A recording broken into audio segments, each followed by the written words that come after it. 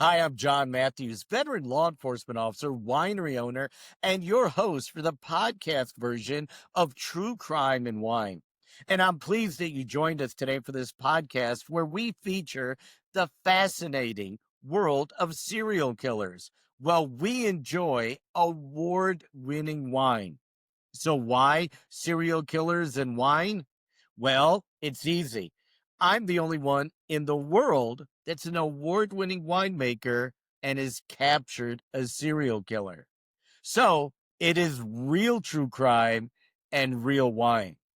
And in each episode, myself and Brandy Diamond, the popular podcast host of Texas Wine and True Crime, which you can also hear on all of your favorite platforms, joins me each week as we profile some of the most interesting and intriguing serial killer cases from all around the world.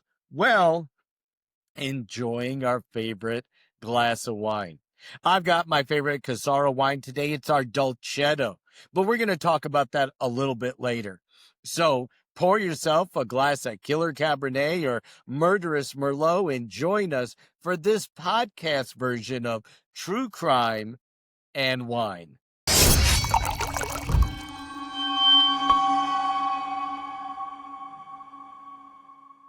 In this episode, we're going to take a journey, a profiling journey into the life and crimes of Alexander Pichushkin. Yes, we're going back to Russia for this one. A serial killer who was playing a game, attempting to fill in each of the 64 squares on his chessboard. Now, I want to welcome in my co host, Brandy Diamond. And Brandy, this is a serial killer who is playing a game of chess. So, what does that kind of tell us when we start to profile? Because that's what you and I do when we start profiling a chess playing serial killer. So, John, the first thing I think about is you have a thinker. We're going to be talking to somebody who plans ahead, who knows what his next step is going to be, right? In a chess game, you're always thinking a step ahead on your next move, Yep. and very maybe organized. We'll see, or maybe a little disorganized, but yeah, very interesting. You've got a thinker, you've got someone who's planning ahead, you've got someone who wants to fill up all of the squares. So, very strategic serial killer. Yeah, certainly it does, lend itself to an organized killer. And how gruesome is it that he wants to fill every square on the chessboard with a different victim? I mean, when he's Yeah, starting absolutely. out, he's already got a huge victim count in his head. Well, I think it's going to be a great show, and that's exactly what we're going to dive into today.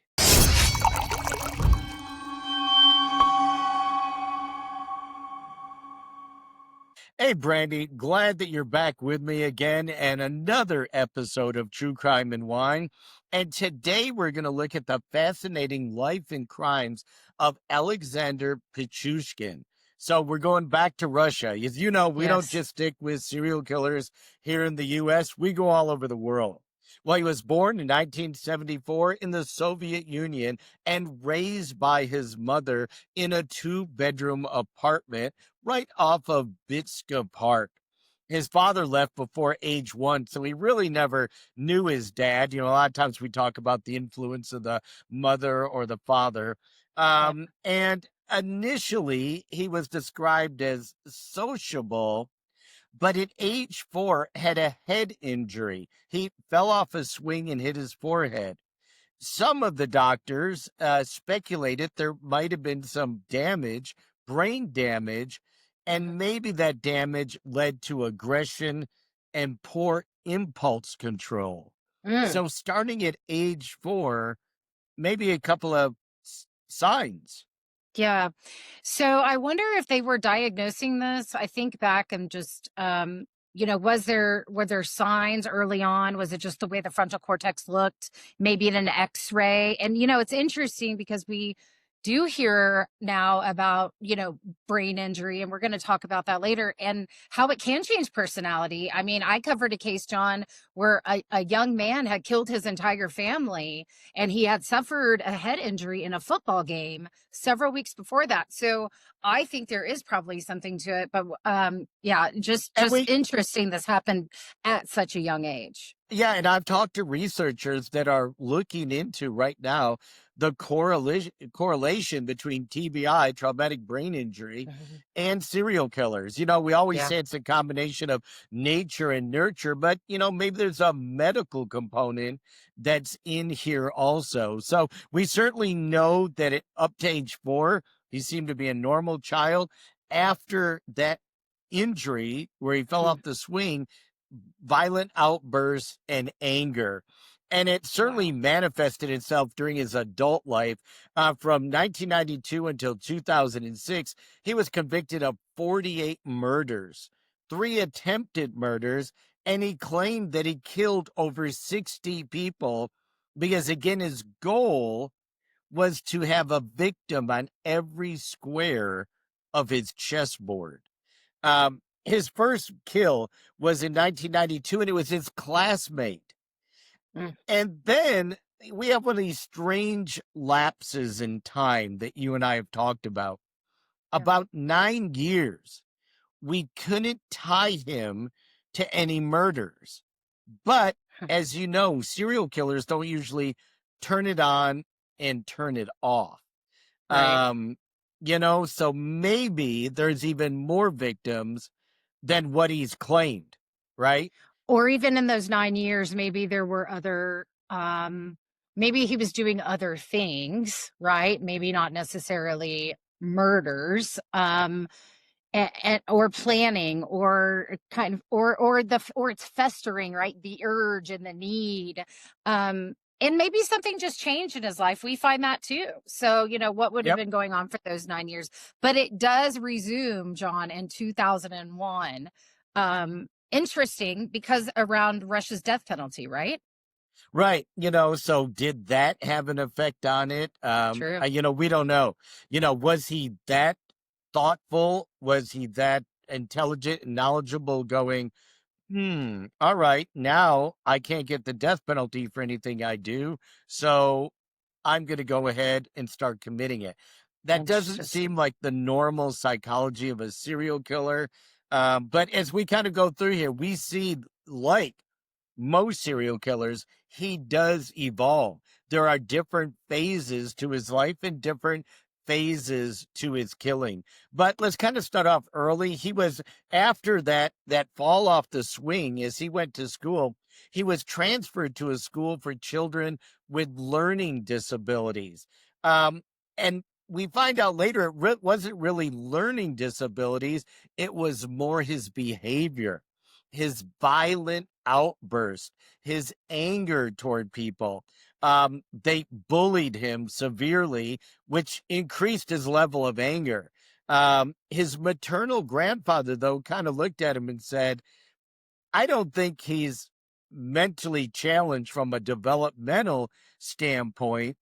And he taught him how to play chess, where he excelled.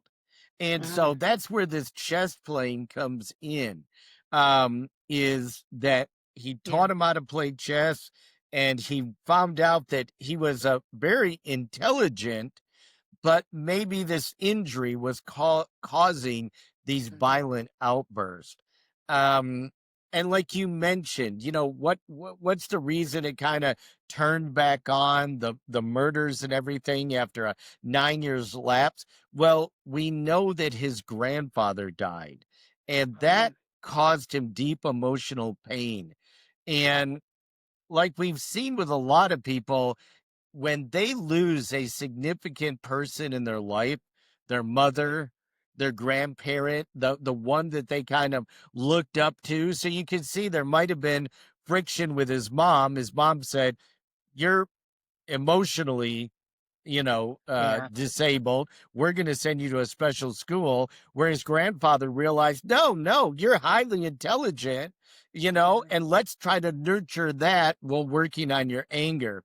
Well, after his grandfather died, he turned to very heavy consumption of vodka to Mm, cope with his life. So now we've got a precipitating event, the death yeah. of the grandfather, and he's turned to self-medication for his fits of rage.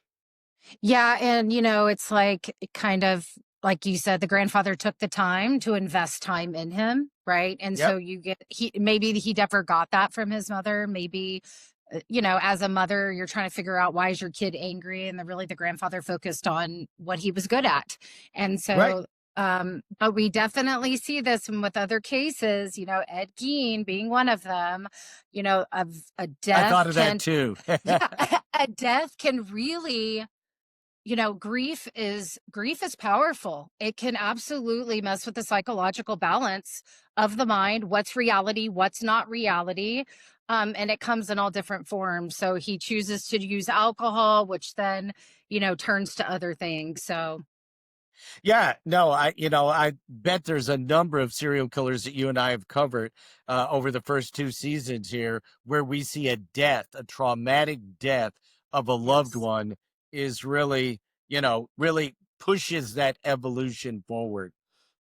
From all accounts, though, except for his fits of anger, he lived in the same apartment from the time he was one until the time of his arrest.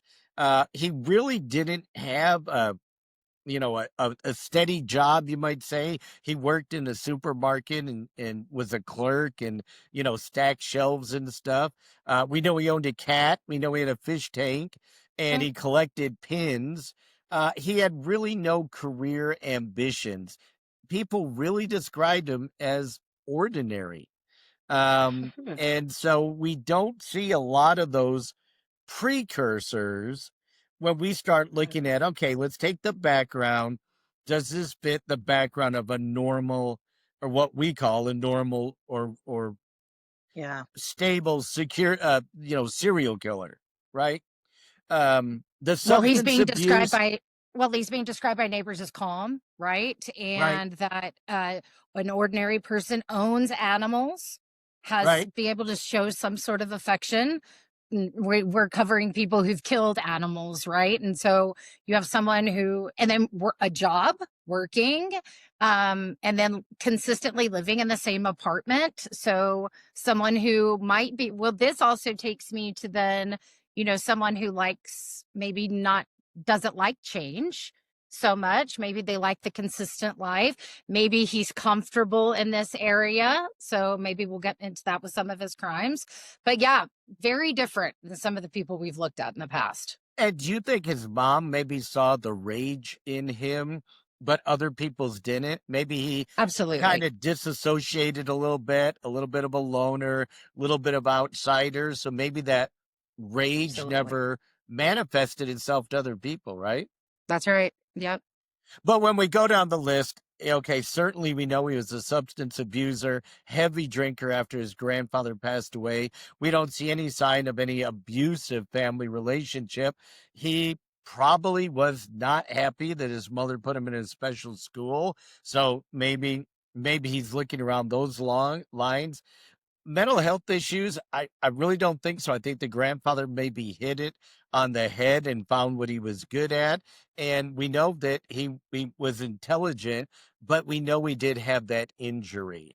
Yeah. So a couple of the boxes, but certainly not as many. Some serial killers that we've covered, I'm like checking every Yeah. box, right? I've got my Right. little list at my desk and I'm going, well, Brandy, this guy's not going anywhere because he checks every box. So, Yeah. Well, and it's also, we look at, and I know we've said this before, but you know, not all serial killers come from bad backgrounds, and they all didn't have really bad childhoods. So, you know, it's always that something, like you said, the nature versus nurture of when it comes together and something then triggers. But this guy, John, did have a sinister hobby. and maybe that's why his mother knew about it, maybe, right? So she knew That's about right. his anger and his outbursts. Maybe she knew about some of this prior to his arrest, where the Mm, outsiders, right, the neighbors, the other people, true. simply didn't see it. He did videotape threats to children. He idolized, this is somebody we're familiar with, the Butcher of Rostov. Remember, we did a Yep. case on that. He killed 52 people, the Butcher of Yep. Rostov, and Alexander idolized him. And he Yeah. said that he aimed to surpass him. So I don't know if that's where the Mm, 64, squares on the checkerboard come from, the chessboard. I don't know if it's a combination that he knew the Butcher of Rostov did 52, 62 squares on a chessboard. That's my goal, is I want to do 64 murders. But it's really strange that somebody says, I idolize another Russian serial killer, and my goal is to surpass him. He really yeah. had no interest in sex or any type of relationships. And folks really described him, again, solitary, a loner, maybe a little rough around the edges, probably didn't have the Mm, social skills yeah. for a relationship that we would think of, and a heavy drinker and a heavy smoker. So there was that dark side to him. Well, yeah, and I also think the no interest, he was bullied, probably didn't have, or is there something to that of not being able to have an emotional intelligence connection with people, which is why he came off rough and crude and just not socially, like you said, just not socially developed. Yeah, and not looking to have any type of long-term Yeah. relationship with anybody, whether it be a friendship or anything else, which is manifest itself in this very first kill.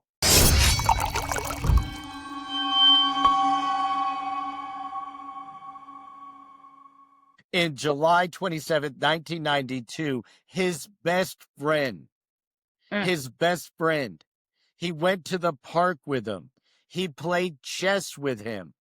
They developed a plan together to kill 64 people and fill in every square on the chessboard. When Oh, they go to the park he literally lived a couple blocks from, one of the largest parks in Russia, surrounded by huge apartment complexes. So they walk over to the park to play chess every day, and they devise this plan that together they're going to kill enough people to fill in every square in the chessboard.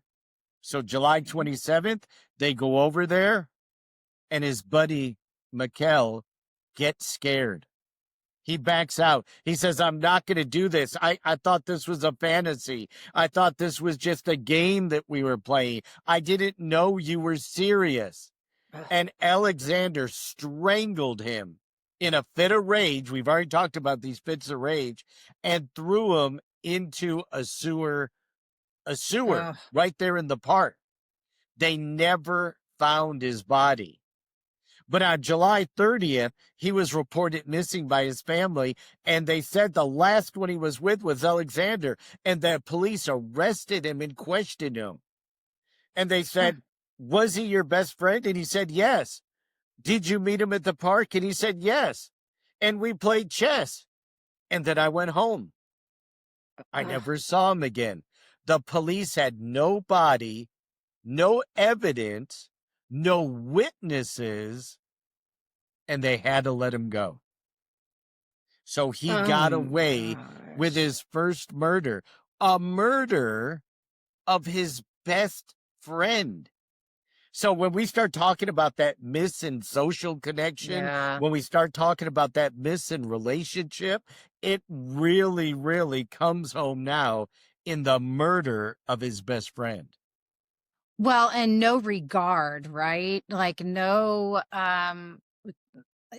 just because he wants to back out. I thought to myself when I first was looking at his first kill, I thought to myself, did he kill him because now he knew what he was going to be doing and he didn't want to leave anyone with what he was going to be doing? So that was the first thing I thought of, is he backs out, he then wants to kill him because he knows what he's about to do. He's So a that's what, potential witness at yeah, that a point, potential right? witness to his future crimes, or at Yeah. least an accomplice of sorts. So, but I mean, to completely lash out like that, right?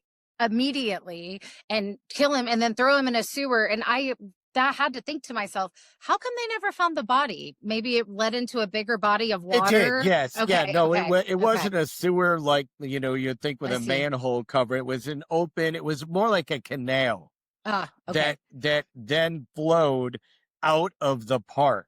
And Got it. we're going to see this as part of his developing MO for Mm, body disposal, because he went through a period where that's how he was disposing of the bodies, was through the sewers. He also wow. used wells, and the wells flowed down eventually into the sewers. So he already, again, a thinker, a planner, an organized killer. They obviously had thought about the murders at length. Mhm. I guess his best friend, when he said, I thought we were joking. I thought we were playing a game. I didn't think you really wanted to kill anybody. I can't kill a person. Ends up Wow. being his first victim. Mm. Well, this is where that 9-year hiatus comes in, John, because he doesn't do it again until 2001. Was there any guilt there? I don't know. Probably not, because I would love to hear your take sometime on guilt and serial killers and conscious, and if they ever Usually, feel any of honestly, that, you yeah, know? usually, honestly, one of the things we see, no empathy, no remorse, right? So Mhm. guilt usually doesn't play any part of it at Mm, all. okay.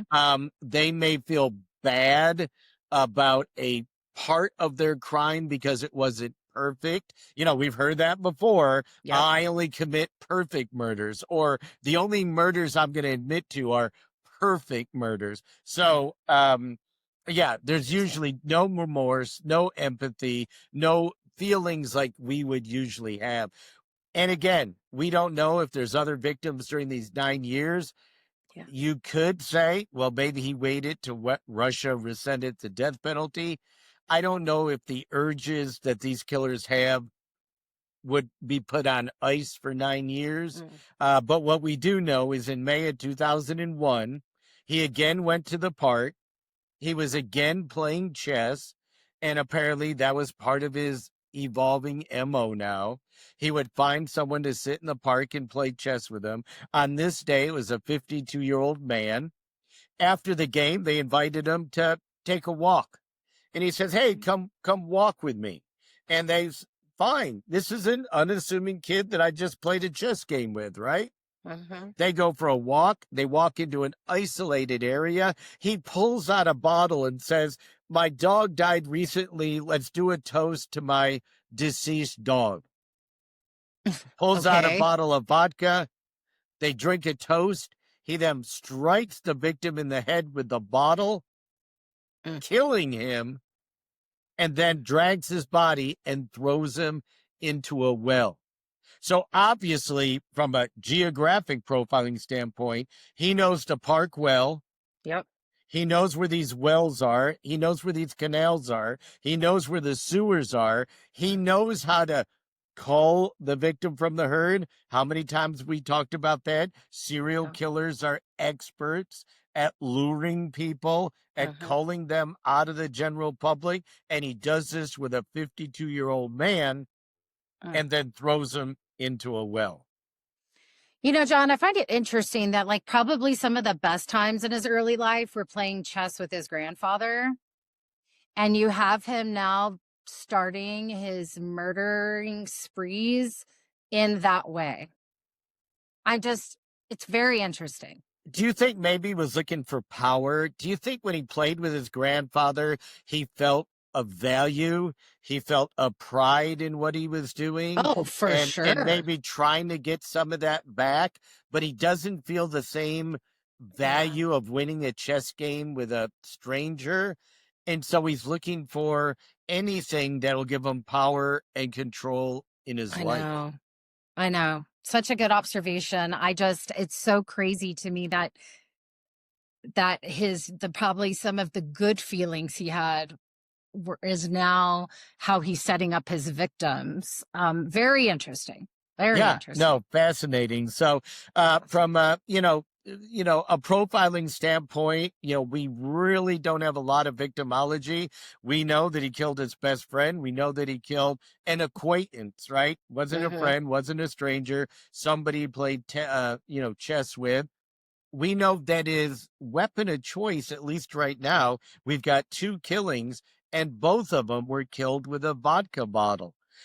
So he doesn't have a gun, doesn't have a fancy knife. But can you imagine the rage to kill Oh, somebody with a bottle? yeah, and you either can hit them the right place the first time because you can kill someone with a bottle with one shot, but sometimes you have to hit someone over and over and over again in order to I'd say kill them with a most of the bottle. time. Yeah. And again, it's like celebration, right? Like it's a way you're pulling it out to cheers the celebration. But it's so cunning, right? And not exact, and he knows that's not what it's for and what he's about to use it for. So, very interesting choice so far.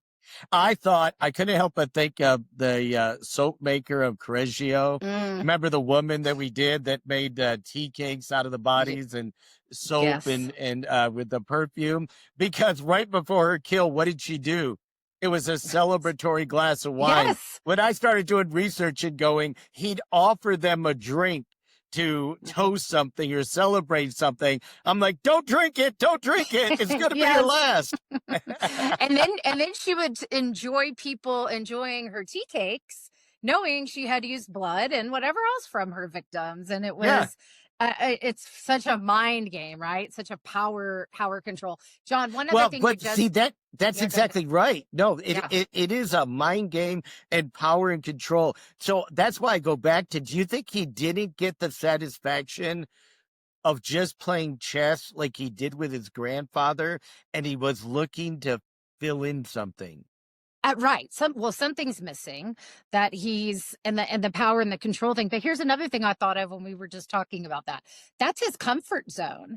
That's his Yeah. he's comfortable by a chessboard. He's comfortable playing with someone. He's getting them to trust him. So very fascinating. I think we And could is he talk about that playing all day. is he playing a game with them? Yeah, we could just talk about this the I rest of the know. show. Is he playing a game with them? You know how I you're know. always thinking one or two moves ahead. You know what you're gonna do. You know Mm, what your plan is. You're trying to think, well, if he does A, I do B. If he does C, I do D. Is it the same thing? Is he in his mind maybe playing a chess game with real people where he is the one that's thinking steps ahead, and that gives him mhm. power and control, right? Oh, So, very 100%. fascinating, fascinating. 100% fascinating. Yeah. So just going down kind of the MO of the serial killer, we don't see sex involved. We don't see cannibalism, disposal of bodies. Okay. We're starting to see a pattern that he knows the geography and he knows where to get rid of them. And certainly his comfort zone is the park. And we see that he goes through a couple different periods here where he's evolving, and Yeah. in one of his periods from 2001 to 2005, they kind of called it, authorities later nicknamed it, the sewer period. He killed 33 people during the sewer period Mm, and wounded three others. They actually survived the fall or the attack or yep. drowning, and actually made it out to make a complaint.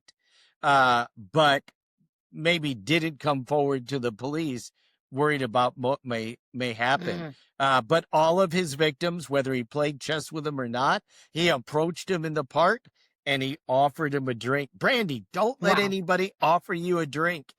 Yeah, definitely not in a park. All right. Or a So, boutique, right? I'm starting to yeah. get worried about Oh this. gosh, John. Now I'm going to be looking at everything I eat and Come, consume and bathe with. come to our winery. It's nice. It's safe. Great wine. All right. So just I'll recap, just what we know about the first couple victims. A lot of them were folks that he met in the park. Some were elderly, at least older than him. Some of them were homeless, we know. We know that he offered him a drink. That was his lure. Remember we talked about marrying murderers?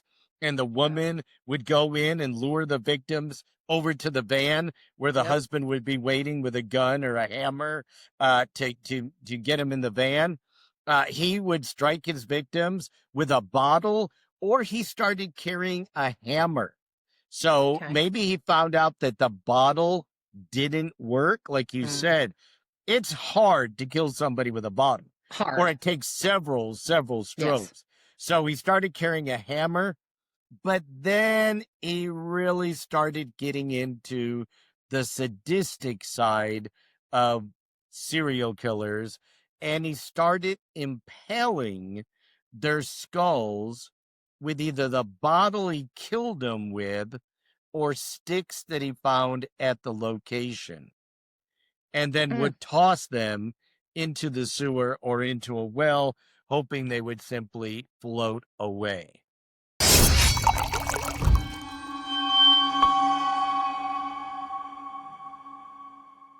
On each episode of True Crime and Wine, we feature one of our Casaro Winery brands. And it's just fitting that I share with you what I'm enjoying today. And it's a glass of our Dolcetto.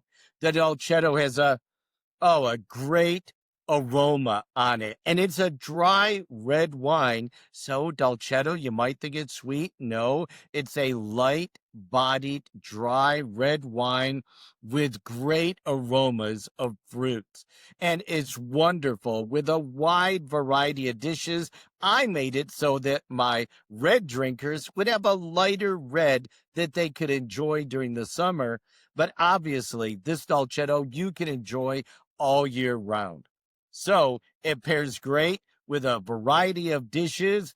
The aroma is absolutely wonderful. And as always, you can get it at casarowines.com. You can order it. We'll ship it right to your house, and you can enjoy a great glass of Dolcetto while you're listening or watching to True Crime and Wine. Salud.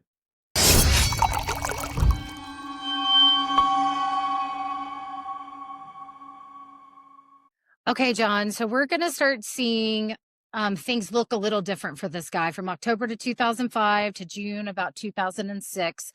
Escalating violence, evolving MO. They called this the open period for him. And at this time, there are 13 murders, and 10 of those are from the same complex he lived in. Yeah, so I mean, he's getting bolder, right? So we Yeah. see, these serial killers evolve. We talk about it each week. What we see here, he's getting bolder. He's taking victims from his very own apartment Mm, complex. Now, you got to remember, the park is one of the largest parks in Russia. Think of like Central Park in New York, yeah. and Yeah. you've got surrounded with buildings, many apartment buildings, businesses. So he's got a large victim pool. He's getting so bold, though. He's actually picking victims. Maybe he passes them in the hallway. He sees them out front, and then he sees them at the park. And hey, would you like to sit down? Would you like to play chess? Oh, I recognize you from the apartment. I was just walking. You want to join me? So he's Uh, becoming bolder. He's also becoming bolder in his body disposal. Now, you got to remember, by October 2005, he's 34 murders into wow. his killing spree. He Yep. knows exactly what he wants to do, exactly how to do it. He's almost perfected his crimes. And during this period, he's learned to attack the victims from the back to get Mhm. less blood on his clothes. Like I said, he used a bottle or hammer Mm, to incapacitate him and to kill him. And he's evolving even more with the post mortem mhm, kind of cruelty to the body, dehumanization, if you will, by mhm. pushing a vodka bottle into the hole in the skull that he created with a hammer. Ugh. So we see him more out in the open. He's no Mhm. longer throwing the bodies down wells or in canals or in sewer. He's leaving them out, which means he's almost daring the police. Hey, come find me.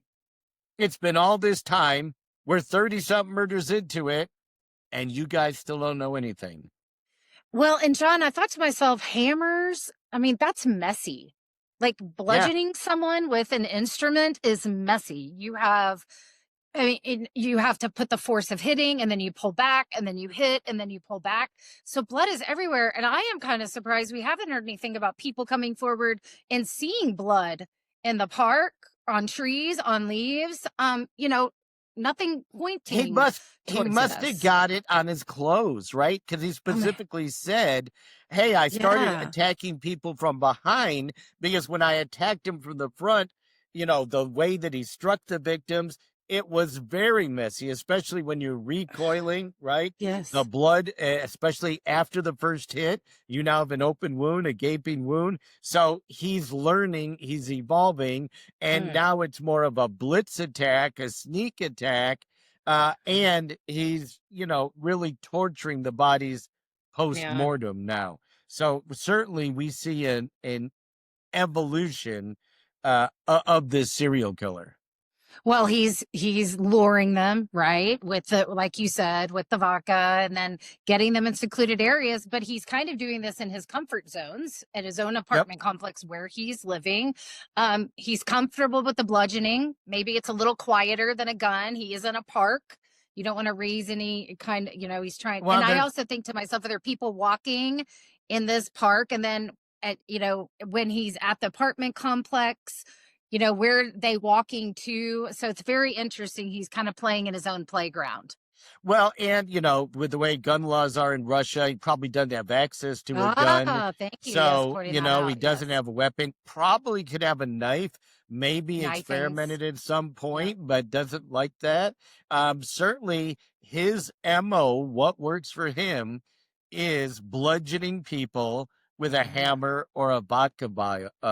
Hmm. So we know his MO is evolving, but he's still doing the basics, right? He's luring them into isolated areas with vodka, with cigarettes, Hmm. coming to play a game of chess, maybe just played a game of chess. He's got that little bit of trust built up.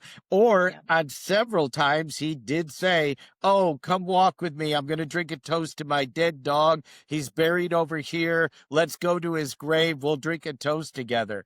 So you can see why victims would go with him, especially if these people were homeless, if they were elderly, or if they Yeah. trusted him, but he always would take him to a secluded area. So it must have been a park that was so big and had so many secluded areas. He didn't Hmm. care about being seen with his victims out in the open. He would cull them from the herd and then kill them. Hmm. And he said his victims never resisted because he never let on to it. Maybe he learned from that first one, right? His best friend that he killed. Hey, let's Yeah. go kill together. No, I'm not going to do that with you. And then it's a knockdown, drag out fight where he kills his best friend.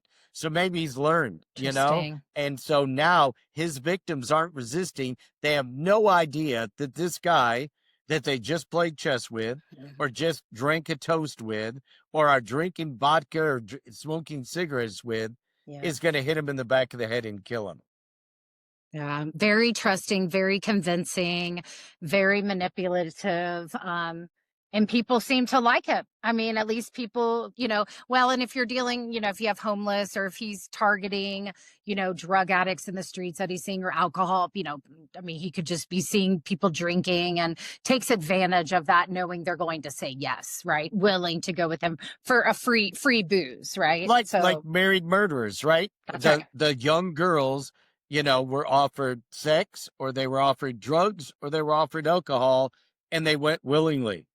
Yeah. And they didn't have problem recruiting the girls, all the way up to the van when the girls might have realized what was happening, but by that time it was too late. So he's Yeah. got this down. Now, in the early kills, like I said, he threw them into sewers and wells. We do know a couple people did survive the fall and got away. I thought was interesting. One of his victims was actually a pregnant woman, and I can't help but think maybe she was fighting for her unborn baby, but she actually Yeah. made it out.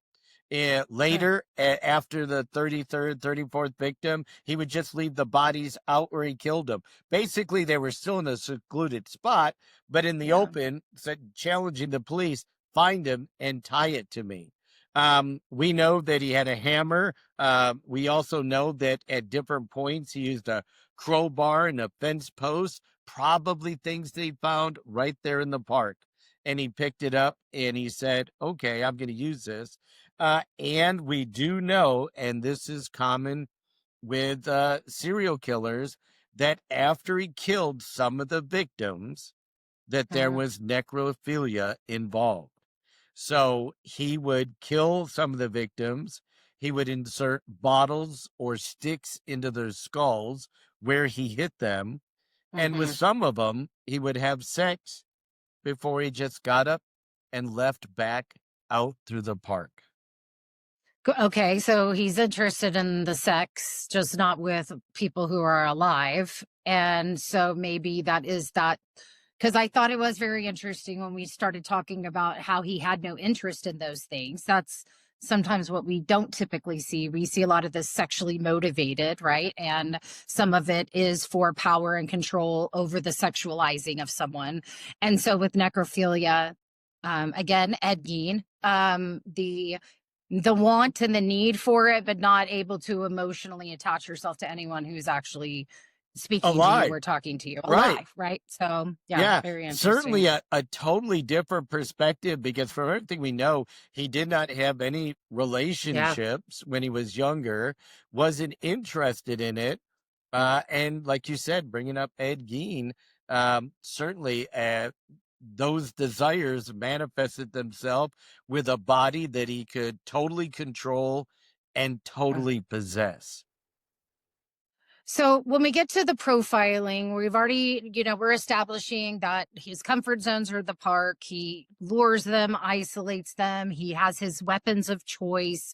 He is now leaving them out in the open, not putting them in a sewer. Is he wanting? I always ask you this, and it's always no, they don't want to be caught. But, why are they then taking that chance to be caught if that's not the intention? But And it anything else that we're seeing? part Yeah, of the game, part of the right? game. Part of the Game. game. And Okay. he's a chess player. So he Yes. thinks he's better than everybody, right? He thinks Mm, he's better, that he's smarter, that he's a thinker, that he's planning. He's obviously a very organized killer, very, right? very. Because he's intentionally bringing items to lure his victims, the Mhm, vodka, the cigarettes. He's building some type of bond relationship trust with them. He's isolating them in areas where he knows he's not going to be found. He then kills them and tortures them or has sex with them after they're mhm. dead. So he's got it all planned out. This is a very organized killer and a killer that's really leaving a trail of physical evidence, but Mm. nobody's onto him yet.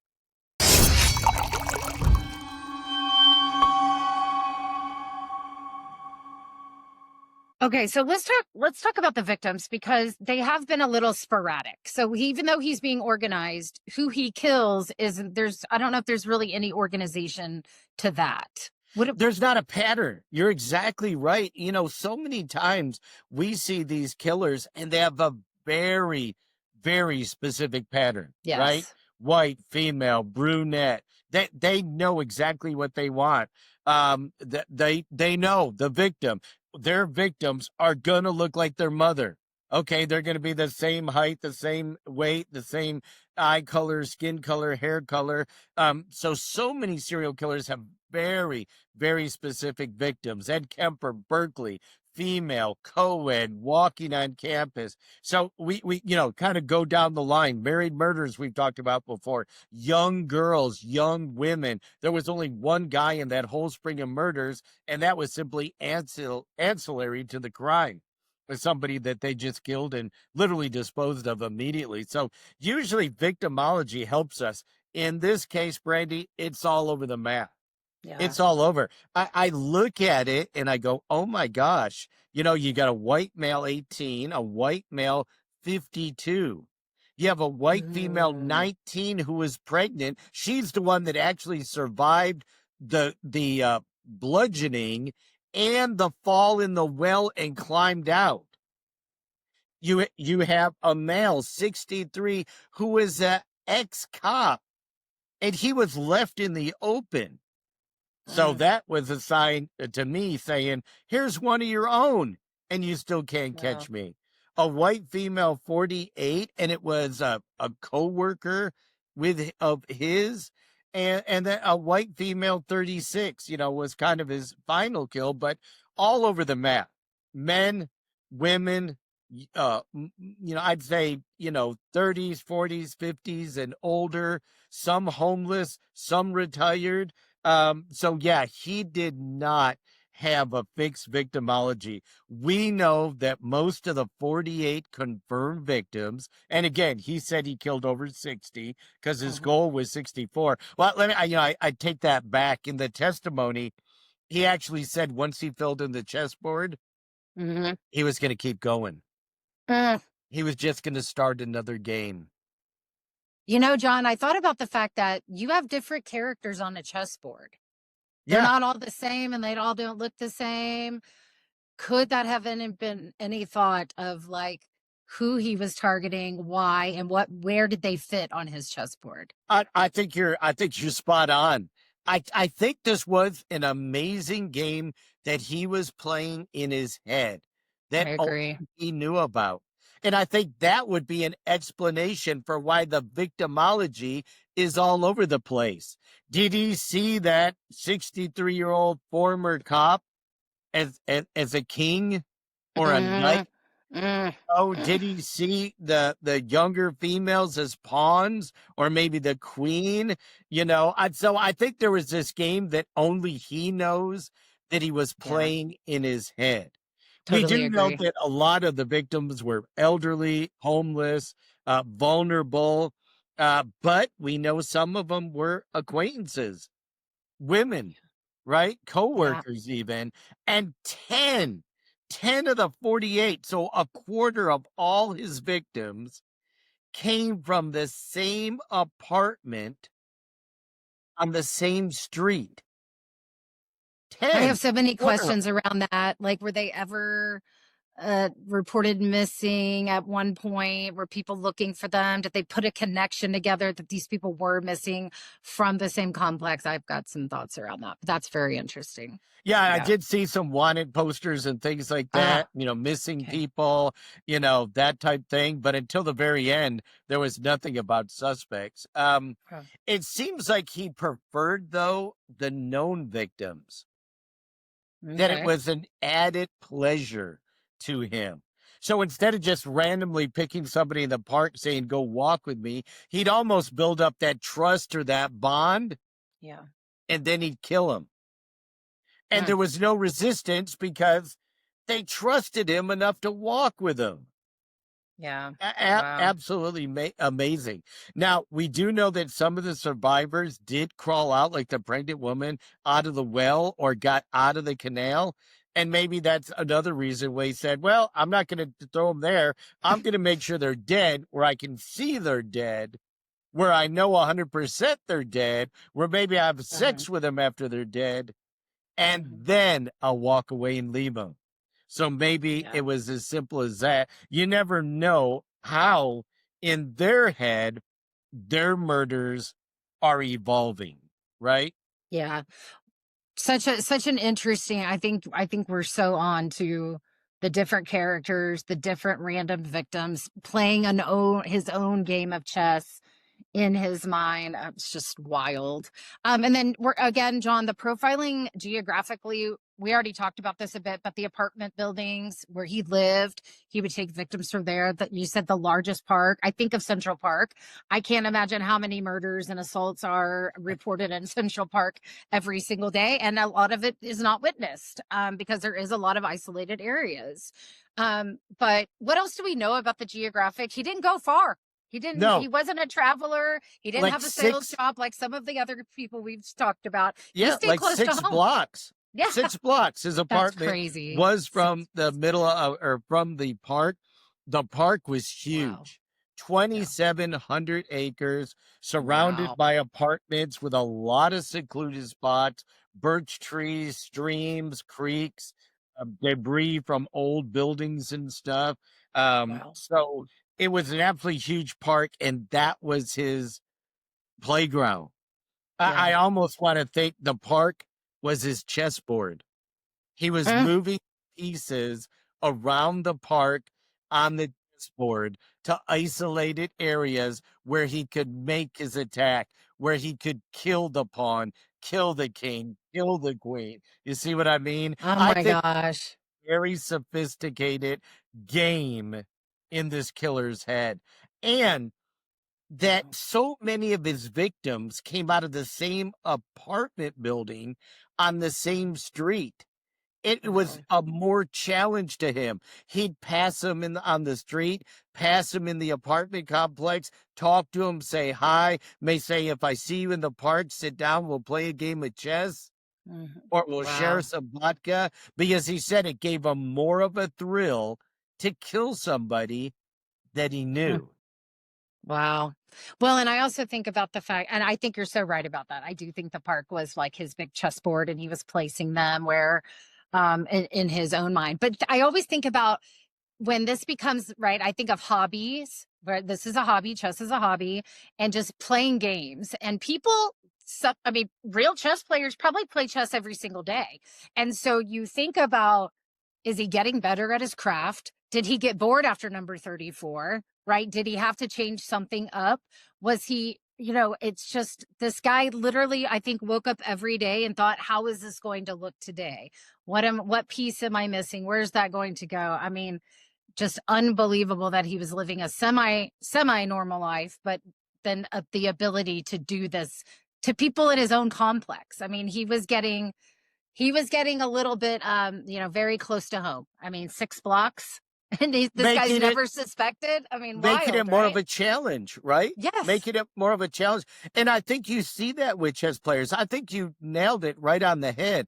If you're a chess player, you want to play somebody as good as you or better That's right. so that you can learn, so that you can evolve as a chess player. If you constantly play people that you beat all the time, right? That's right. Then you get bored. That's right. I think of my daughter playing cards with me. I'm a horrible card player. That is Are not you? me. I can't think. I don't know. She beats Just me every time. She's got to get bored. If you're playing chess, you want a challenge. And so if the absolutely. park is your chessboard, and killing homeless people and vagrants isn't turning you on anymore, and you realize that if you know them or build some type of fall relationship with them, you get a bigger thrill. I think you're exactly right. I think it was a constantly evolving game of chess. And what we did discover is he was evolving from in his craft from the murder, because when they went back, they actually found 13 of the bodies got stuck in those wells.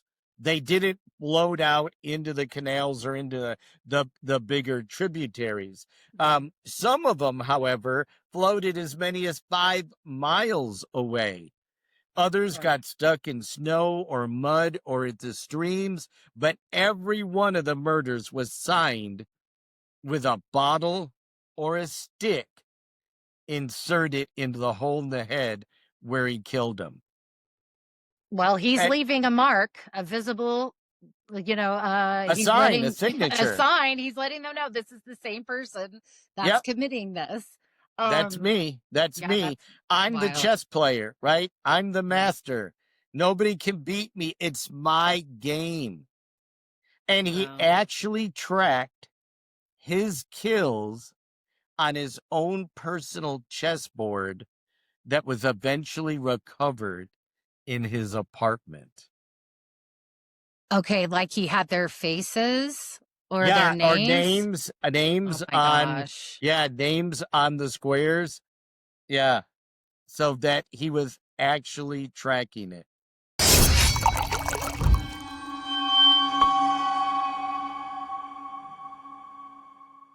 We're so happy that you joined us for this episode of True Crime and Wine. And no matter where you heard this, on Spotify, on Apple, whether you watched it on YouTube or any other platform, if you get a chance, leave us a review, give us a like, or subscribe to that channel. We love hearing from you, and we thank you so much for listening to True Crime and Wine. We hope you enjoy each and every episode. Salud.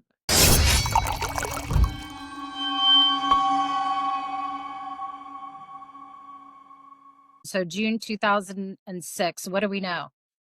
Well, we know that he goes for a walk with a coworker of his. So remember, he was like a stalker at a grocery Yep. store. No real career, throughout his whole life. And it's a female that he goes for a walk with. And she was suspicious, right? I don't know if it was because she worked with him, knew him. She was suspicious. Remember that sixth sense you and I talk about Oh that yeah. women need to follow, right? If you Yeah. get that sixth sense about a guy, pay attention to it. Yeah. It's okay Now, to say no, ladies. It's okay to yeah, say no and yep, leave yep. And immediately. she was not married and had a son and everything. So Hmm. maybe looking for a connection or looking for companionship or whatever. But those hairs on the back of her neck stood up. She should have just said no, but instead she left a note to her son and told him, I'm going out with Alexander Pachushkin, and even left his phone number on the note. Pachushkin's. Wow. Yeah. Now, Wow.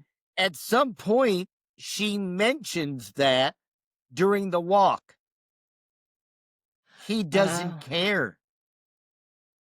So he okay. knows there's a note out there with his name and his number, and he doesn't care. And Mm. he still kills her. So was it a circumstance where he had worked himself into a rage where he was gonna kill her and found out about it during the act? Maybe she screamed it. I've left a note. It's got your name and number. He couldn't turn back. Whatever the Mm. circumstances were, he knew that his name and number were out there. She left it Hmm. with her son, and he still killed her. They discovered her body in the park June 14th, complete with Pachushkin's trademark injuries, Mm. bottles or sticks inserted into the skull. They then started viewing surveillance tape of the whole surrounding area of the park. The police did. They found a metro ticket in her possession, a subway ticket. Hmm. So they started going to review the subway video. And what do they see? The last scenes of her are walking with him on the subway platform over to the park. So they finally have a victim with a piece of evidence, the subway Hmm. ticket, and now they've got footage of him and her walking from the subway to the park. And the son, of course, has the note with his name on it. Okay. Well, good. And it's all starting to line up again. And my thought was, is the arrogance so much that he doesn't care about the note? He feels like he's gotten away with so much already. He can somehow talk himself out of this one. That could have been, I think, one of the reasons why he just, the urge is too great to care about that, I guess is kind of Yeah. what I was saying. Why? But to me, he's such a thinker. I know. Why, if he knew the son had the note, why not go to the apartment and kill the son? Mm. Maybe he didn't know exactly where her apartment was. Maybe he Yeah. wasn't sure. Why wouldn't you go get rid of the only, at this point, he doesn't realize about the metro ticket. He Or doesn't he's realize about the camera, but he knows about the son. Why wouldn't he go take him out? I don't know. I don't know. Do you think maybe he thought okay, so I'm thinking that probably came out when she started to feel like something wasn't right on the walk. She goes Right. anyway. They're walking, talking. I think something's about to happen or she feels it. And so that's when she says, You better not do anything. I wrote down your name, your number. At least from a woman's perspective, that's when I would release that information to someone. Right, Like, you might not want to do this. Somebody knows where I'm at and with you. But I almost wonder, did he not believe her? Is he taking the risk of her just making that up to right. to scare To him sa off a to bit? save herself. What if he had Yeah, already hit her? She maybe he wasn't didn't believe her. unconscious. Yeah, what if she wasn't unconscious, and that's when she said it? Hmm. "You better not kill me, you better not hurt me because I wrote your name and number down." That's right. You're right, he might think she's bluffing.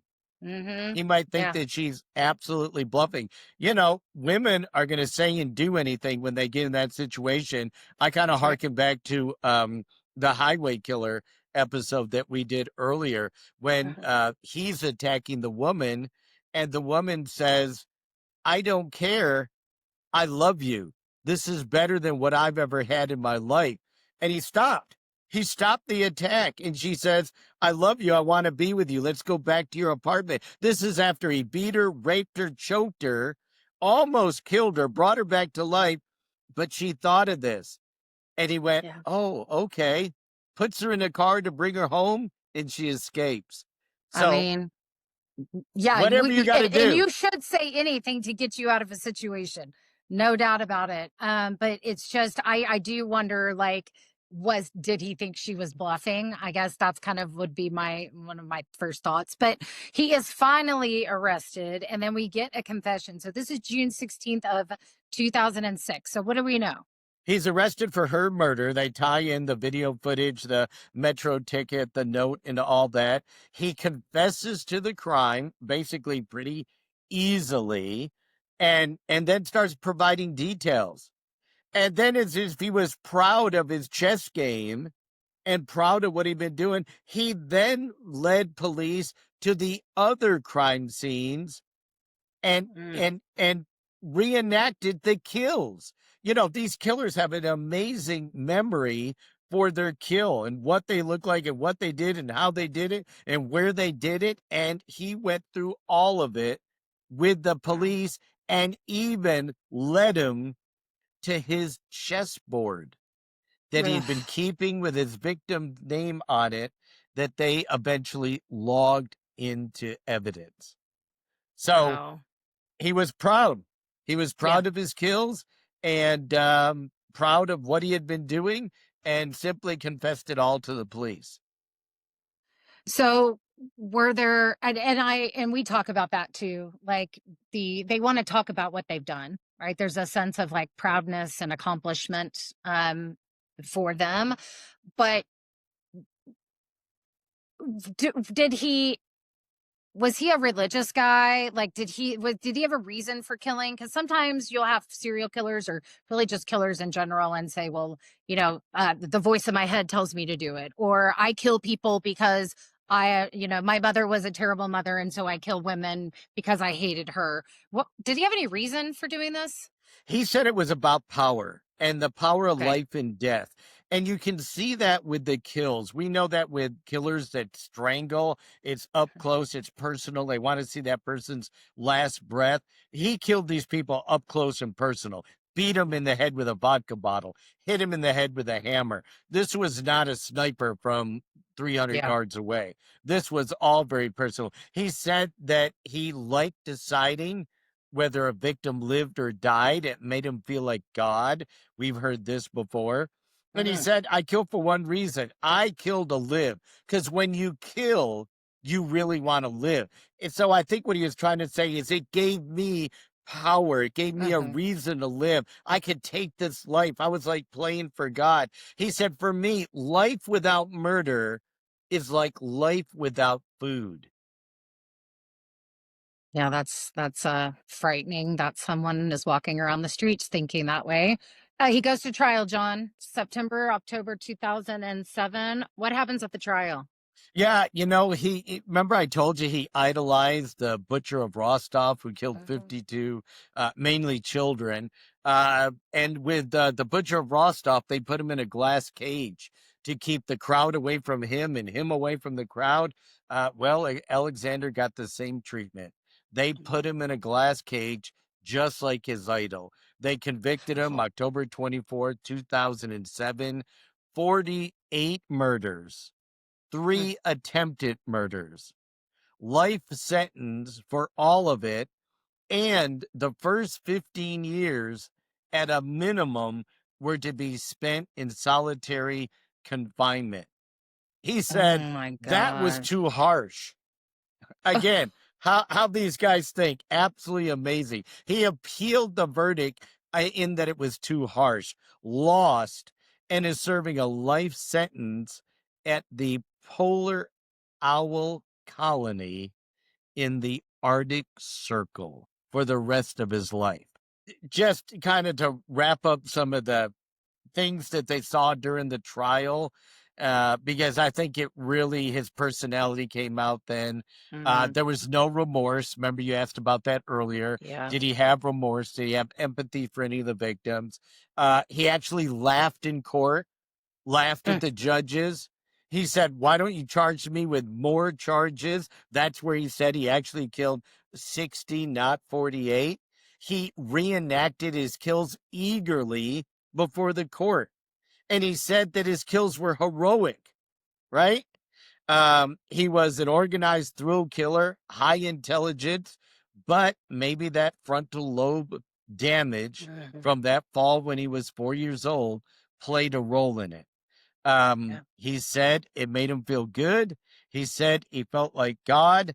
And, he's just really, really a sick, sick person that was playing his own personal chess game with real people's lives.